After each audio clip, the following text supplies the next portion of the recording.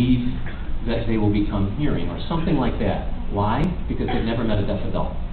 They have never met a deaf adult. So will a deaf child be exposed to other deaf children, perhaps through school or perhaps in some other way? And all the complicated decisions about school, whether it's schools where the child lives, residential deaf schools, or what in America we would call a mainstream school where a deaf child is educated along with hearing children. I don't want to get into the disagreements that people have about that, but they're very, very important decisions. And what I will say, though, even though I have my personal opinions on those topics, that you can have wonderfully mentally healthy deaf people who are sign language users primarily and went to schools for the deaf, etc. And you can have wonderfully healthy deaf people who may or may not sign. They may be more, as we call, oral in the United States and went to mainstream schools. You can have psychological health across those choices, or you can have psychological problems across those choices. And it's nuanced and subtle which way we're pushing our children towards. Fund of information is a term I'm going to use many times this morning, so I want to explain what I mean by that. Fund of information means the total accumulated amount of factual knowledge you happen to have. Okay, just all the stuff you know, all the stuff you know. How do you acquire your information? Everyone in this room has a fund of information. How much information do you have? What kind of information did you have?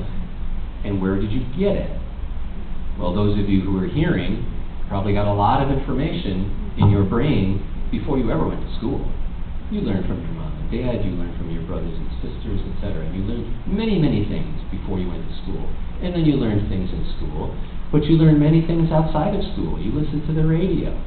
You are listening to me, etc. And so and you read. And so your fund of information, people in this room who are hearing, is influenced by all those things, including your hearing, including your communication with your family, and how good that was, and your reading abilities. Now, think for a moment of our deaf colleagues who will not be acquiring information from the radio.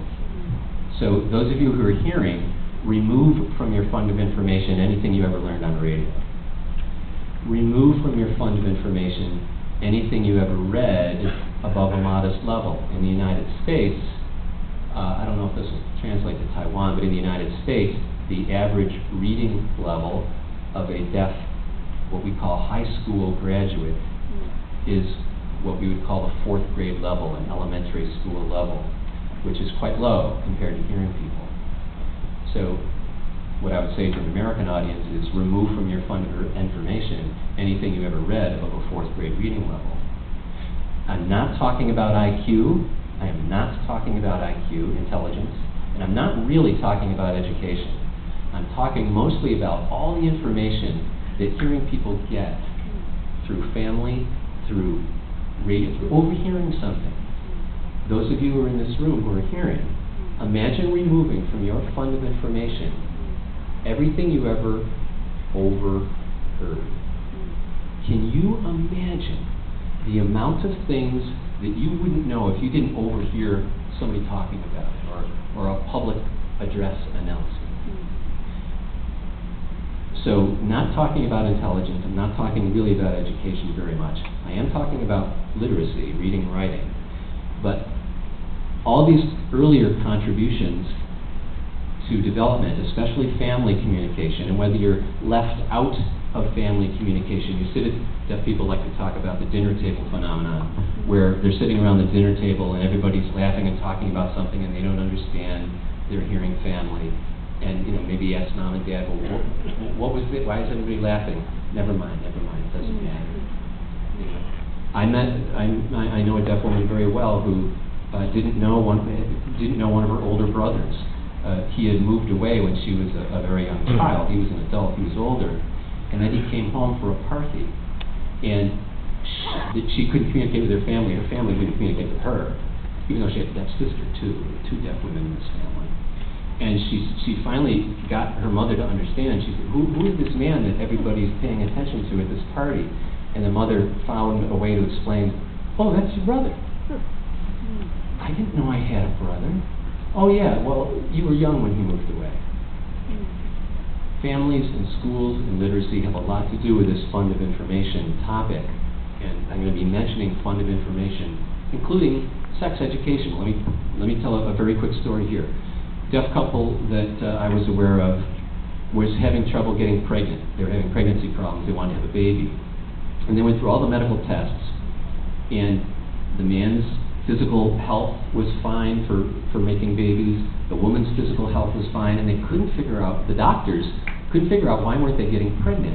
And finally somebody asked, this is a deaf couple, finally somebody asked them, and I'm going to say something sexually graphic here, please forgive me if that's not proper, but it's an important story. People asked them, how were they having sex? In what way were they having sex? And these two people, their fund of information about sexual topics was so low, they were doing it wrong. I mean, I could tell you how they were doing it wrong, but I won't do that. But they were doing it wrong, and so there was no chance they could get pregnant because they didn't know the proper way to have sex. They thought it had to do with your belly button. They didn't understand it had to do with someplace else on a woman. So he was trying to, the man and the woman were trying to have sex with the woman's belly button. Very sad, very, very sad. And it's a fund of information issue, and it's because the family dropped the ball, or that's an American expression. The family didn't do what was right.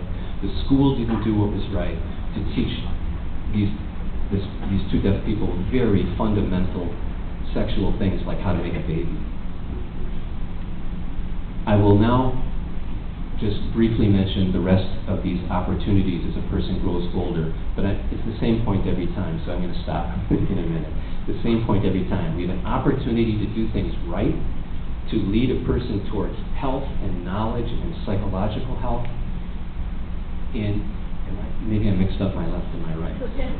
And we unfortunately have the opportunity to do things wrong, and to prevent mental health, and to prevent knowledge, and to prevent healthy functioning.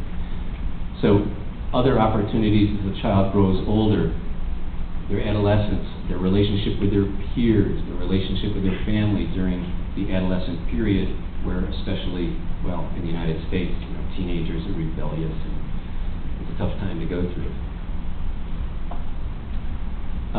Social cognition is a reference to another term that some people call theory of mind, which has to do with our ability to sort of understand another person's point of view. It's a more sophisticated cognitive function. And I could tell you research evidence, which I don't want to right now, but I could tell you research evidence showing that when these early developmental opportunities go well, deaf people have very good social cognition, are excellent, just like any normal individual about understanding different people's points of view. But if these earlier things don't go well, there are many a deaf person who has very poor social cognition, very poor social understanding of different points of view. And it's not because they're deaf. It is not because they're deaf. It is because so many opportunities here were handled poorly.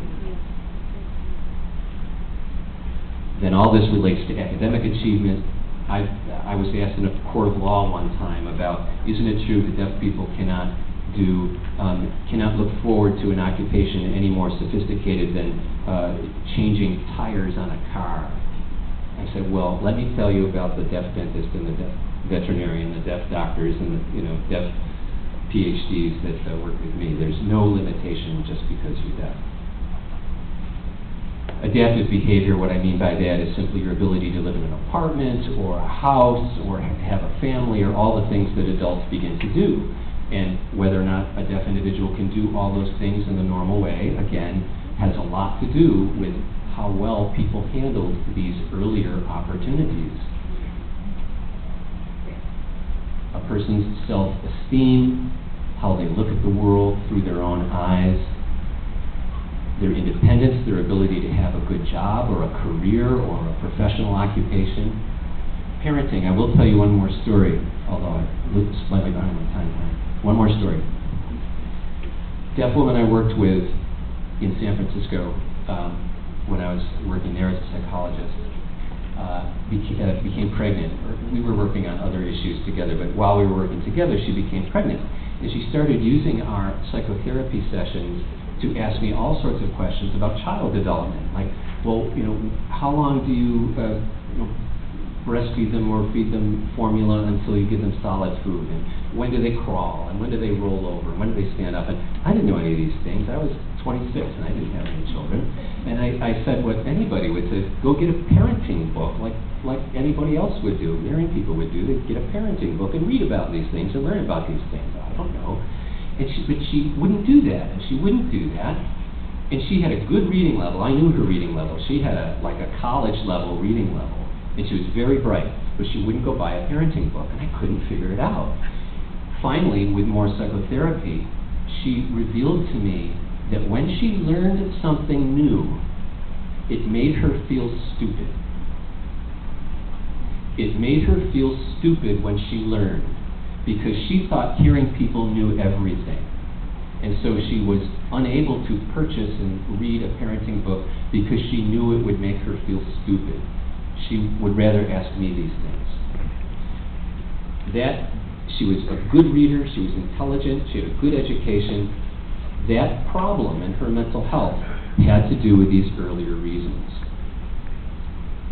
And then finally, at the end of your life, have you contributed to society?